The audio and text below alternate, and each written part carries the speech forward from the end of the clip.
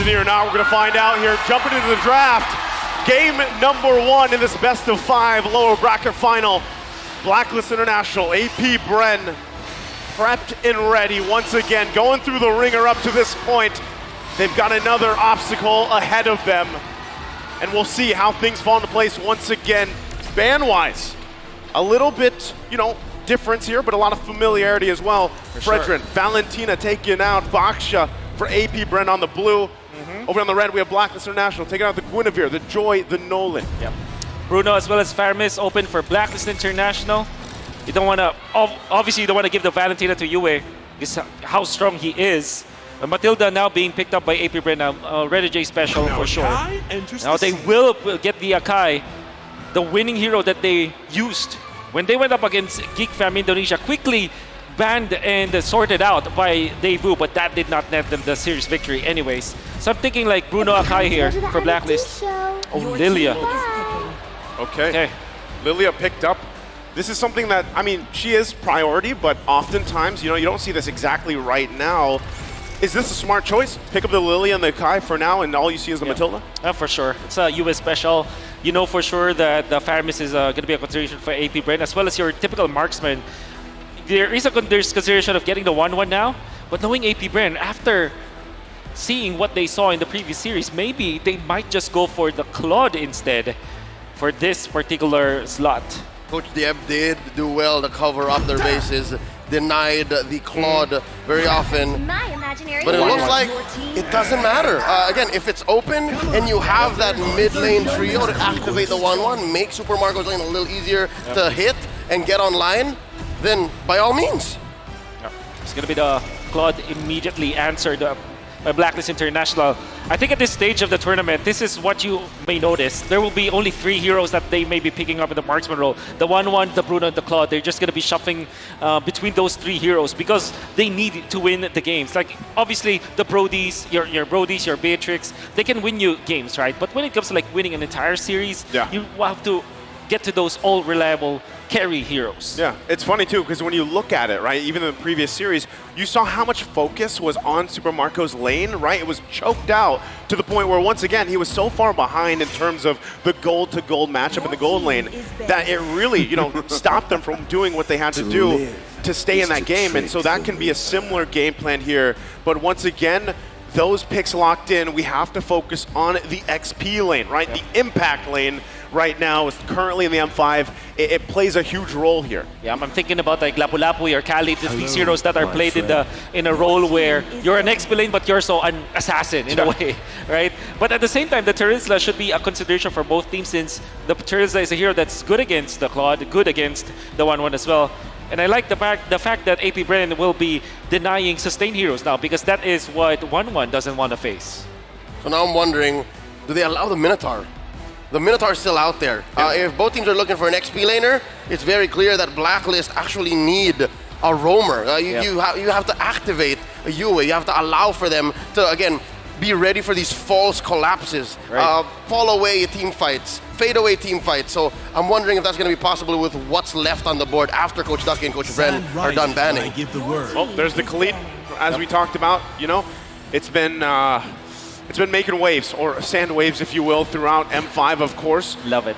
Thank you. Let's see if this last ban is actually that Minotaur, because I think one of the questions is, Hitman becoming the heel man. There's been a mixture of his own playstyle so far. Is Minotaur that answer for APBRGame to ban out? Or the Rafaela, maybe? Either will be great. And obviously the Minotaur is a hero that Claude doesn't want to face. That means that if it is let go, Blacklist are going to be inclined to pick that up, their 4th pick. Or maybe they, maybe the answer is have Edward be the flex hero, or the hero that will have the complete answers, which is the traditional trajectory for Blacklist International. Good call. There it is. Yep. Going to be banned out once again. Minotaur taking another picture alongside that Estes pick. So, heel man, what's left for him? Rafaela. That's about Rafaela and Tigreal, perhaps. We don't want to mention the Florin. Nope, that's a bad word. Okay. For now, at least. Again, Florin hasn't been performing very well here in the world stage. Looking at Blacklist again, I agree. Maybe Flex Edward. The Arlo hasn't been banned yet. The Arlo. The Arlo. Yeah, it's Our low is pretty solid. Yeah, Renegade also likes that. You overload the CC. Yep. You overload the Purify. It has a combo with Akai as well. I will choose my own. Very good. Well done. Well done. It's picked up here. I know my Bunjingjing. I know my hitmans. Makes sense though, right? I mean, go ahead and pick it up. It also helps you kind of deal with if there's the instance where you have your guiding winds to kind of play against and the movement speed and everything else from APBRGame. At least you have another option, right? But still, you got to work around once again the heavy spin, being able to find out these lockdowns yourself. So, what are the next two responses here? There could be a Minotaur for the side of APBRGame, as well as maybe a band out. It's banned out. Oh, it is. I think Tigreal. Tigreal, there you go. For, another for Oakwin. At the same time, maybe they want to go Kaja instead. Oh, but Kaja has very low win rate. Yeah. But the thing is, okay. Whoa. Because Blacklist International can pick up a Diggy in their last pick. So this is like that sort of that double mage setup. Once again, you have the Matilda, you have the Novaria, right? Working together this time around. And so what's the answer here from Blacklist? I'm thinking Diggy, in fact, because it's a hero that will really just solve the problems for Blacklist International. They can like group up, especially because they already have the Arlot as well as the Akai anyways. Maybe a safer route could be the Tigreal for Mr. Renegade. Yeah, one or the other. The other is more defensive, but more proactive when it comes to vision. The other can turn around fights. Oh, wow. They pick up How about neither? We've kind of forgot about Angela. I would have thought that APBRGame would have taken that instead of the Novaria because that's a good combo. But then, Angela Claude, classic combo as well. It's almost like a Diggy. Well, the Diggy helps you survive the crowd control, but the Angela allows for you to just tank up. And it has a great combo with the Claude anyways. Interesting. It's going to be really the execution factor here as we look at both of these lineups working certain ways from the early game. Of course, the transition, the rotations, very important here. And I gotta say too, man, the Akai performance so far from Sensui has been on point. Is Kyle Teasy ready to match up once again as we get ready to load up into game one here, the lower bracket final, APBRGame, Blacklist International. The agents are here, the Hive is here. Which one will pull through in the series as we start game one? Looking out for these early rotations. Again, both teams have been on the receiving end and the aggressive end of these early starts. Sensui on the purple, Kyle starting up orange. Bit of a kite for black. And obviously, when it comes to the Lord fights, it's going to be another classic retreat battle. Fortunately for the Martis, he does have the crowd control immunity. And Oakwin, interestingly, only picked up didn't have the EXP earlier on. But anyways, he's trying to mind fight in the middle. Yeah. Again, pressure like early on, at this point, it could change the course of the early game at least. Real quick though, emblems, anything sticking out besides all this poke? Well, nothing much really. Maybe this Master Assassin on the 1-1, perhaps. This is the first time probably that you see this. Typically you go firmness or tenacity, right? But he went for the Master Assassin. Oakwin in the back, drawing first blood underneath tier 2 as Yui was trying to recall home. That's what I was saying, man. You put on the pressure early on, it can change the course of this early game, especially talking about a lot of this rotation for both these teams. Still the focus that APBRGame wants to keep the pressure going, even against Sensui, right? Try to get any lead that you can work around, especially that first objective, the turtle. A lot of the teams here against APBRGame, sometimes they find it out, sometimes they let it slip through.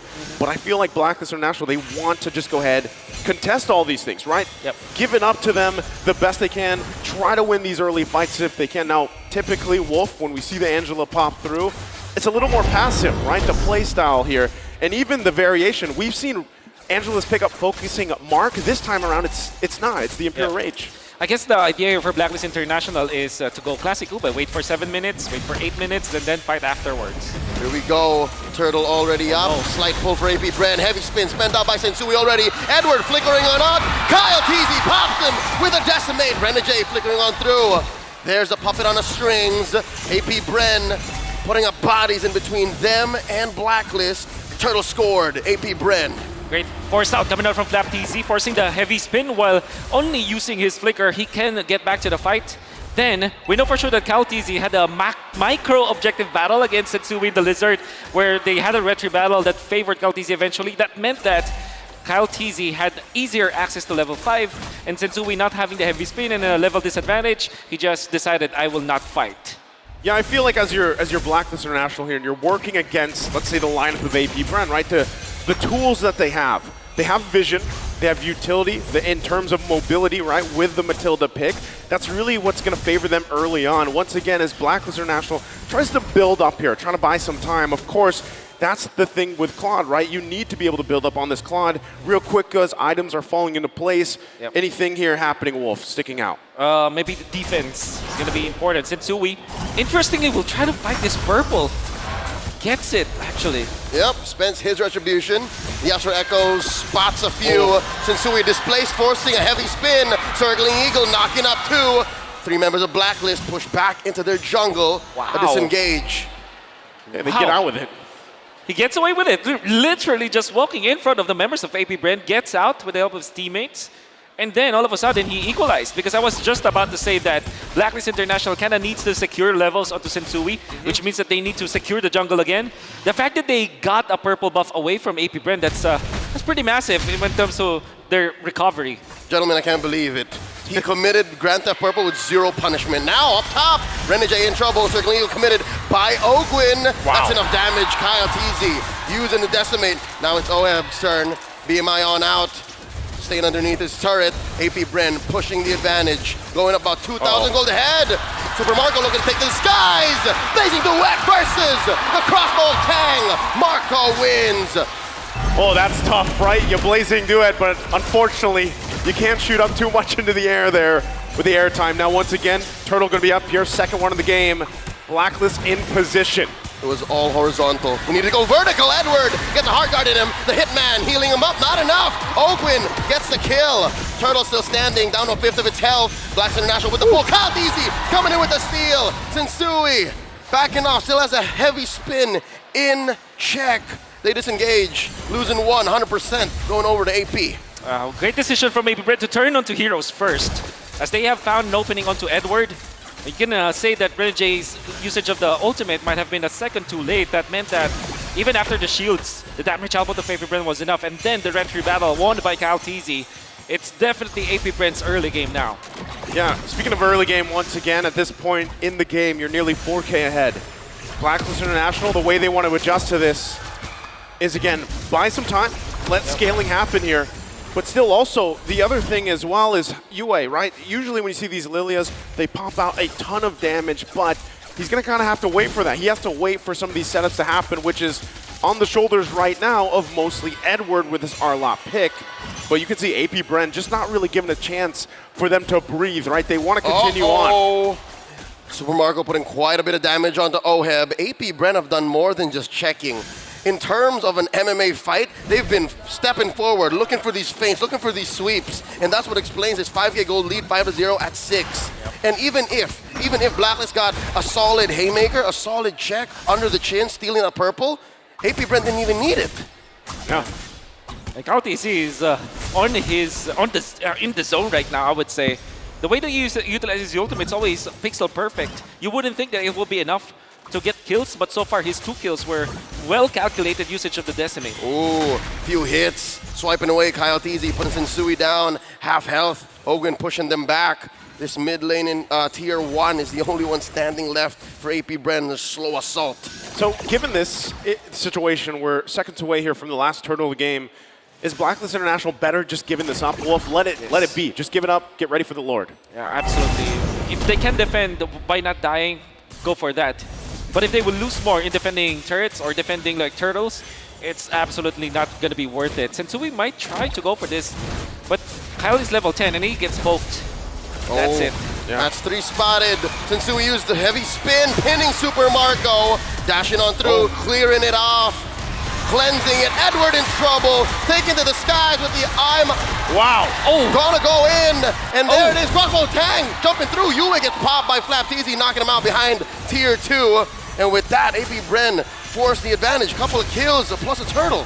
Still going to be putting the pressure there in the mid lane. Will get the tier 1. But that was Sensui starting that, trying to get a possible steal if he could, but just completely zoned out because right now that is the difference, that gold, that economy in favor of APBRGame right now. Oh, the Filipino cannon! Popping away, putting him into a 10th of his health. What was that? Ooh, that is Snowball, ladies and gentlemen, with the deadly blade. Or the Sea Halberd, I mean. All the way. All the way for Flapteasy. No defense items whatsoever. He wants to go for the quick annihilation, knowing full well that Oheb does only have a sprint. Later on, with the sprint being popped, his flicker will be even more deadly. Flicker combo against Oheb will be going to be difficult to deal with later on. That's the thing too, you see how many items there are from APBRGame to deal with that sustainability, you know, from the Angela pick. There's 3 now on them.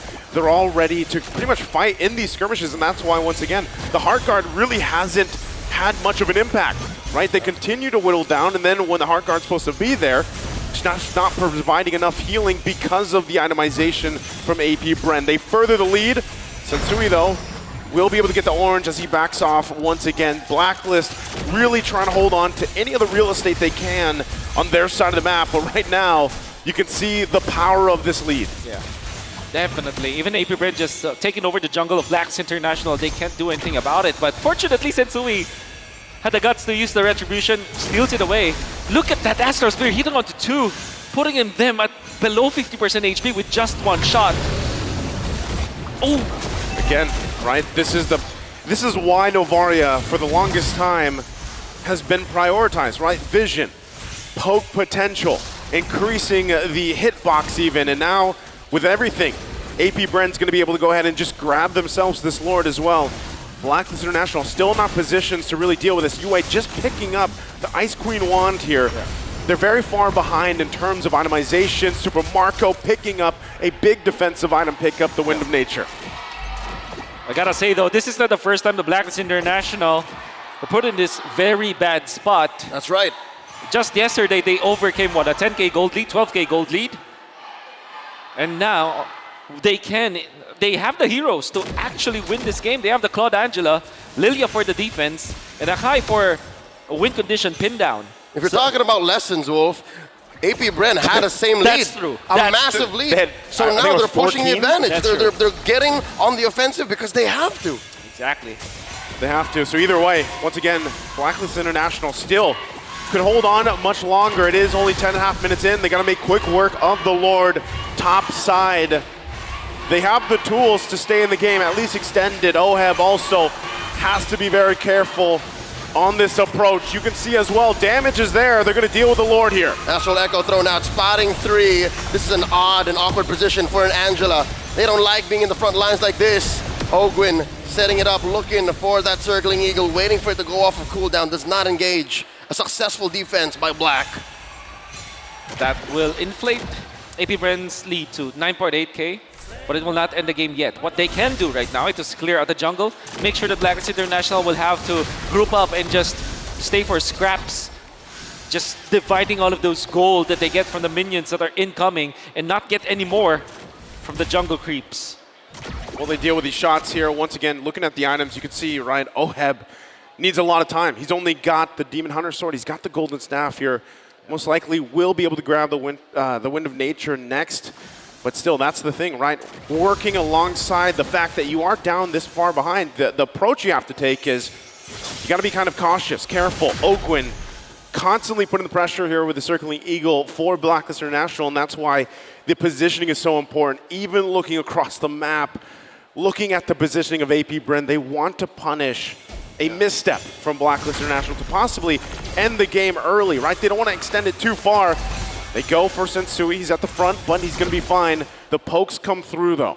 Something about Few here in game number 1 tells me he's in it to win it. He's been catching Blacklist International with 4-man, 5-man Astral Recalls on a constant basis. 12 minutes in, I think there have been 4 or 5 big ticket ults from this Novaria. Yeah. And it's going to help with the check. It's going to help make this 22nd Lord coming up all the more important because the turn is going to be almost impossible for Blacklist. See Edward now picking up the Radiant Armor, much needed. And one thing that I noticed, how Blacklist International plays so far, then stage 2 of knockouts, Renjay never leaves OHEB side. But this time, picking up the Angela means that you actually can leave OHEB behind. Ooh, Flapteasy playing footsies, checking who else is with Edward here. Spots Renjay in the back, throwing out a circling eagle. They back out. Again, I think at this point still, given the difference here, yeah, the retro is going to be used. So I don't feel like they actually want to go ahead and fight. Obviously, this Lord, APBRGame's got that information as well. They can go ahead and clear this. Going for the blitz, slight pull. APBRGame with a clear lead, melting the Lord down to a 5th, a 6th, an 8th, a 10th. Clearly, APBRGame in control here. 10K ahead, 7-0, 13 minutes in. Ogwen does not find him. And a very nice idea coming up from APBRGame. They forced the retribution, and knowing full well that the Blacklist International didn't have the retribution too, that means that they could fight, and couldn't fight around the Lord area. That's a quick take coming out from APBRGame. How good is their push though? We're gonna see. As they're slowly pushing the middle, they're kind of freezing it so that all of the lanes will come up together. Unfortunately, the bottom lane is gonna go first. Well, Edward using the final slash. So still, they got to deal with the lanes. Lord now on the top side. APBRGame wants to get these base turrets down. It's going to start up top. Another big 5-man lateral Astral Echo. The pull, the dash, the jump. Edward moving on through. Agent Zero spelled up and through. Forcing out of black shoes. Flapteasy taking a few hits there. Inside the base now. The Blazing Duet coming in. Edward popped, dropped, and not going to be able to stop this push from APBRGame. 13K ahead, barreling through. Up next on the docket, bottom lane. Blacks International going to be able to defend, clear that wave. Only one inhibitor falls. They hold on to at least a little bit longer. Bottom turret, one hit away here.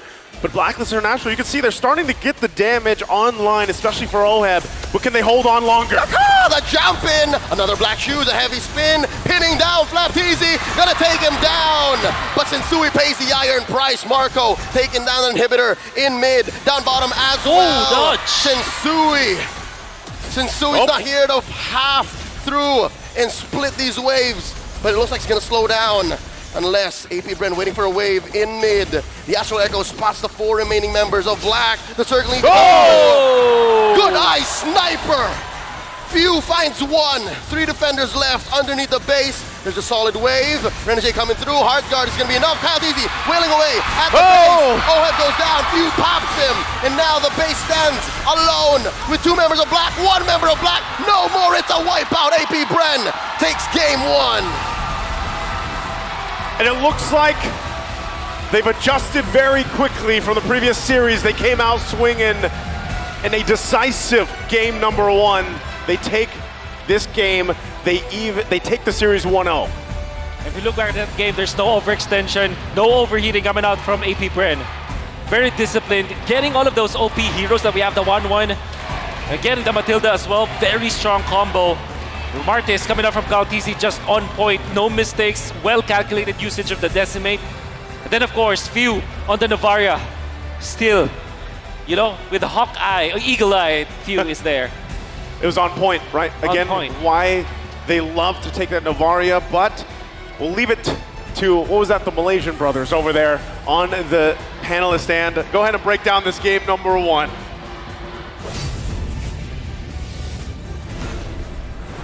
Thank you very much to our Filipino brothers on the desk, where I gotta say, looking at this game, amazing performance coming in from APBRGame, where Ogwen as well as Few, in my personal opinion, created a lot of space, and Kyle Teasy was there to execute whatever a member is low, or the moment when Blacklist International tried to stay a little bit longer. I would say the space control coming in from APBRGame was splendid.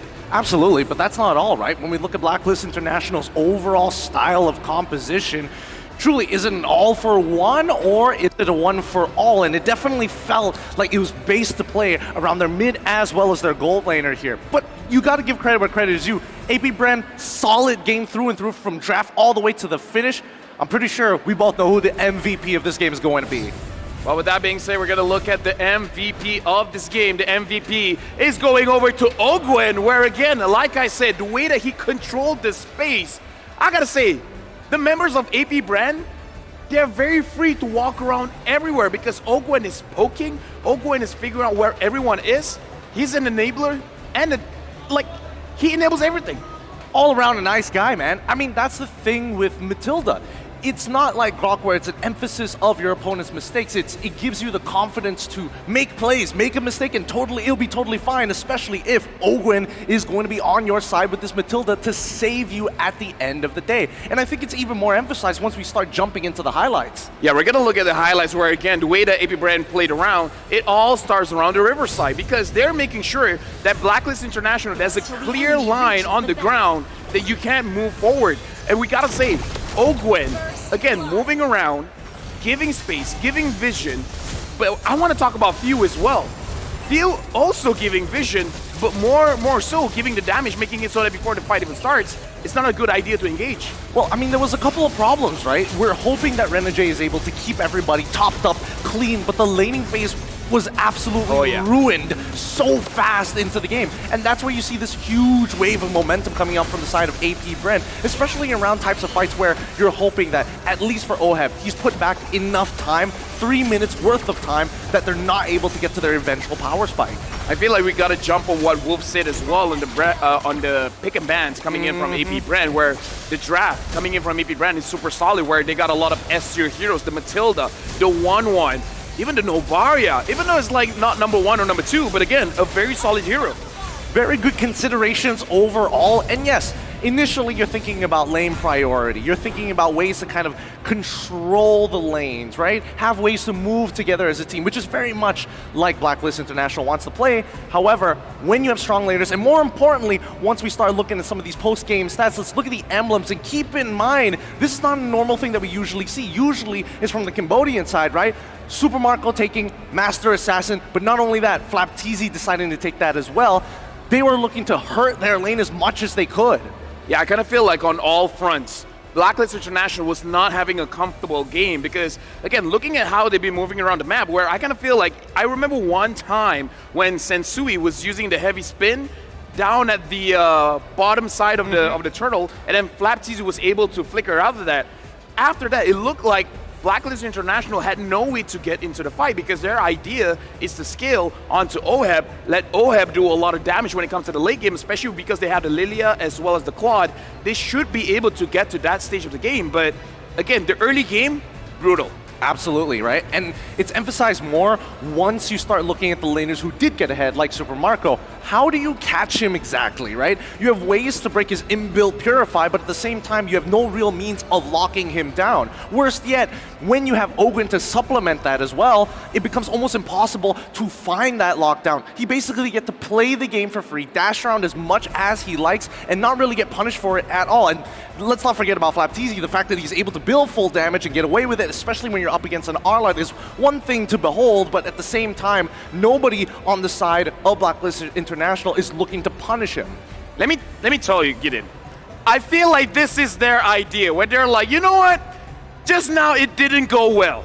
So this game, we chose violence. Speaking of violence, you were talking about Flapteezy here having full damage items. I really feel like in this composition, they want to make sure that Blacklist International, they don't get to play their tempo. Because Blacklist, just like what Wolf said, wait to the 7 to the 8 minute of the game where they can start grouping up, where they can start moving as a unit. They just break them up. They force Blacklist International to go into 1v1, 5-man style. Yeah, and that's the best part, right? It gets really, really messy in these types of fights, and based on the items that we're seeing, that Blacklist is playing the atypical style, hey, we gotta slow it down, we need to scale, we need to play around OHEB with losing lanes and not to mention neutral objectives that are basically just a free fight for APBRGame. It really begs the question, was this the right choice when they walked into the draft of looking to put Renegade once again on an Angela, make him the heal man when he's really the hit man?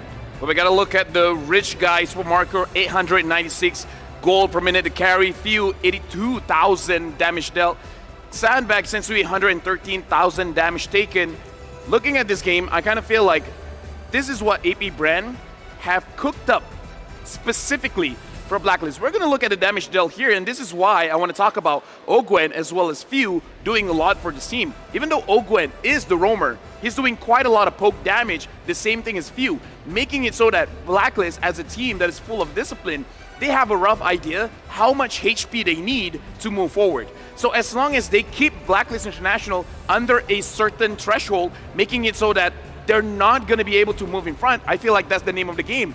Just get them low enough so that they can't do anything. And I love the way that you put it, the threshold that needs to be put. If you look at the damage taken, we're looking at the people who got it the worst. And obviously, Sensui is a prime target, taking 100% of the Team 5 participations. But worst yet, what about Edward? He was already struggling in lane, and not to mention that he will always have to come in second to last during these fights, and yet still have the responsibility to set this fight up, maybe even sometimes clean it up.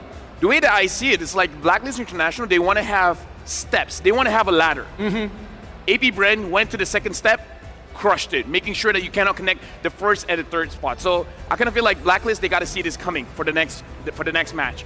Whatever their draft is, they got to make sure that their side laners, the EXP as well as the gold lane, is going to be a little bit more comfortable.